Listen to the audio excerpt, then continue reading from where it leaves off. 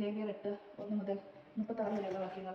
പുരോഹിതാഭിഷേകം. കർത്താവ് മോശയോട് അരുളിച്ചെയ്തു, വസ്ത്രങ്ങൾ, അഭിഷേകതൈലം, പാപപരിഹാര ബലിക്കുള്ള കാള, 2 മുട്ടാടുകൾ, ഒരു കൂട്ടം ഉളുപ്പില്ലാത്ത അപ്പം എന്നിവയോടുകൂടി അഹരോനെയും പുത്രന്മാരെയും കൊണ്ടുവരിക. സമാഗമന കൂടാരത്തിന്റെ വാതിൽക്കൽ സമൂഹത്തെ ഒന്നിച്ചു കൂട്ടുക. കർത്താവ് കൽപ്പിച്ചതുപോലെ മോശ ചെയ്തു. സമാഗമന കൂടാരത്തിന്റെ വാതിൽക്കൽ സമൂഹത്തെ ഒന്നിച്ചു കൂട്ടി. അപ്പോൾ മോശ സമൂഹത്തോട് പറഞ്ഞു, ഇങ്ങനെ ചെയ്യണമെന്നാണ് കർത്താവ് കൽപ്പിച്ചത്. അനന്തരം മോശ അഹരോനെയും പുത്രന്മാരെയും മുൻപോട്ട് കൊണ്ടുവന്ന് അവരെ വെള്ളം കൊണ്ട് കഴുകി. അഹരോനെ കുപ്പായം അണിയിച്ച് അരപ്പട്ട കെട്ടി മേലങ്കി ധരിപ്പിച്ച് അതിനുമീതെ എഫോദ് അണിയിച്ചു. എഫോദിന്റെ വിദഗ്ധമായി നെയ്തെടുത്ത പട്ട അവന്റെ അരയിൽ ചുറ്റി. പിന്നീട് ഉരസ്ത്രാണം ധരിപ്പിച്ചു. അതിൽ ഉറിമിയും തുമ്മിയും നിക്ഷേപിച്ചു. തലപ്പാവ് ധരിപ്പിച്ചതിന്റെ മുൻവശത്തായി കർത്താവ് കൽപ്പിച്ചിരുന്നതുപോലെ വിശുദ്ധീകരമായ പൊൻതകിട് ചാർത്തി. അനന്തരം അഭിഷേക തൈലം എടുത്ത് കൂടാരവും ഉള്ളിലൊക്കെയും അഭിഷേകം ചെയ്ത് വിശുദ്ധീകരിച്ച് അതിൽ നിന്ന് കുറച്ചെടുത്ത് ബലിപീഠത്തിൽ 7 പ്രാവശ്യം തളിച്ചു. ബലിപീഠവും അതിന്റെ എല്ലാ ഉപകരണങ്ങളും പാത്രവും അതിന്റെ ചുവടും അഭിഷേകം ചെയ്ത് വിശുദ്ധീകരിച്ചു. പിന്നീട് ശിരസിൽ തൈലാഭിഷേകം ചെയ്ത് അഹരോനെ വിശുദ്ധീകരിച്ചു. കർത്താവ് കൽപ്പിച്ചതുപോലെ മോശ അഹരോന്റെ പുത്രന്മാരെയും മുന്നോട്ട് കൊണ്ടുവന്ന് കുപ്പായം അണിപ്പിക്കുകയും അരപ്പട്ട കെട്ടുകയും തൊപ്പി ധരിപ്പിക്കുകയും ചെയ്തു. മോശ പരിഹാര ബലിക്കായുള്ള കാളയെ കൊണ്ടുവന്നു. അഹരോന്റെ പുത്രന്മാരെ അതിന്റെ തലയിൽ കൈകൾ വെച്ചു. മോശ അതിനെ കൊന്ന് രക്തമെടുത്ത് അതിൽ വിരൽ മുക്കി ബലിപീഠത്തിന്റെ കൊമ്പുകളിൽ പുരട്ടി ബലിപീഠം ശുദ്ധീകരിച്ചു. ബാക്കി രക്തം ബലിപീഠത്തിന്റെ ചുറ്റിലും ഒഴിച്ചു. അങ്ങനെ ബലിപീഠം ശുദ്ധി ചെയ്ത പരിഹാര കർമ്മത്തിന് സജ്ജമാക്കി. ആന്തരിക അവയവങ്ങളിൽ മേലുണ്ടായിരുന്ന മേധസ് മുഴുവനും കരളിൻ മേലുണ്ടായിരുന്ന നെയ് വലയും ഇരുവൃക്കകളിലും അവയുടെ മേധസ്സുമെടുത്ത് ബലിപീഠത്തിൽ വെച്ച് ദഹിപ്പിച്ചു. എന്നാൽ കാളയെ, അതിന്റെ തോൽ, മാംസം, ചാണകം എന്നിവ കർത്താവ് മോശയോട് കൽപ്പിച്ചതുപോലെ കൂടാരത്തിന് വെളിയിൽ വെച്ചാണ് ദഹിപ്പിച്ചത്.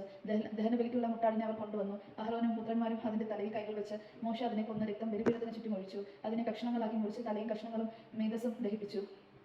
കർത്താവ് കൽപ്പിച്ചിരുന്നതുപോലെ മോശ അതിന്റെ ആന്തരികങ്ങളും കാലുകളും വെള്ളത്തിൽ കഴുകി. അതിനെ മുഴുവൻ അവിടത്തേക്ക് പ്രീതിജനകമായ സൗരഭ്യം നൽകുന്ന ദഹനബലിയായി ബലിപീഠത്തിൽ വെച്ച് ദഹിപ്പിച്ചു. അവൻ മറ്റേ മുട്ടാടിനെ, പുരോഹിത അഭിഷേകത്തിന്റെ മുട്ടാടിനെ കൊണ്ടുവന്നു. അഹരോനും പുത്രന്മാരും അതിന്റെ തലയിൽ കൈവച്ചു. മോശ അതിനെ കൊന്ന് കുറെ രക്തമെടുത്ത് അഹരോന്റെ വലത് ചെവിയുടെ അഗ്രത്തിലും വലത് കൈയുടെ തള്ളവിരലിലും വലത് കാലിന്റെ പെരുവിരലിലും പുരട്ടി. പിന്നീട് അഹരോന്റെ പുത്രന്മാരെ അടുക്കൽ വരുത്തി കുറച്ച് രക്തം ഓരോരുത്തരുടെയും വലത് ചെവിയുടെ അഗ്രത്തിലും വലത് കൈയുടെ തള്ളവിരലിലും വലത് കാലിന്റെ പെരുവിരലിലും പുരട്ടി. ശേഷിച്ച രക്തം ബലിപീഠത്തിന് ചുറ്റും ഒഴിച്ചു. കൊഴുത്ത വാലും ആന്തരിക അവയവങ്ങളിലുള്ള മേധസ്സും കരങ്ങളിൽ മേലുള്ള നെയ് വലയും ഇരുവൃക്കകളും അവയുടെ മേധസ്സും വലത്തെ കുറുക്കുമെടുത്തു. കർത്താവിന്റെ സന്നിധിയിൽ കുറുപ്പില്ലാത്ത അപ്പമിരിക്കുന്ന കുട്ടയിൽ നിന്ന് ഒരപ്പവും എണ്ണ ചേർത്ത ഒരപ്പവും ഒരടയും എടുത്ത് മേധസ്സിന്മേലും വലത്തെ കുറുകിന്മേലും വെച്ചു.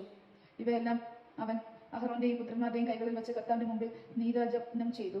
അനന്തരം മോശ അവരുടെ കൈകളിൽ നിന്നെടുത്ത് ബലിപീഠത്തിന്റെ മേൽ ദഹനബലി വസ്തുക്കളോടൊപ്പം വെച്ച് ദഹിപ്പിച്ചു. അഭിഷേക ബലിയായി കർത്താവിന് പ്രീതികരമായ സൗരഭ്യമായി അർപ്പിച്ച ദഹനബലിയാണിത്. മോശ അതിന്റെ നെഞ്ച് കർത്താവിന്റെ സന്നിധിയിൽ നീരാജനം ചെയ്തു. കർത്താവ് കൽപ്പിച്ചതുപോലെ അഭിഷേക ബലിയോ യാടയിൽ നിന്ന് മോശയ്ക്കുള്ള ഓഹരിയായിരുന്നു അത്. അനന്തരം മോശ കുറച്ച് അഭിഷേക തൈലവും ബലിപീഠത്തിന്മേലുള്ള രക്തവും എടുത്ത് അഹരോന്റെയും അവന്റെ വസ്ത്രങ്ങളുടെ മേലും പുത്രന്മാരുടെയും അവരുടെ വസ്ത്രങ്ങളുടെ മേലും തളിച്ചു. അങ്ങനെ മോശ അഹരോനെയും അവന്റെ വസ്ത്രങ്ങളെയും പുത്രന്മാരെയും അവരുടെ വസ്ത്രങ്ങളെയും വിശുദ്ധീകരിച്ചു.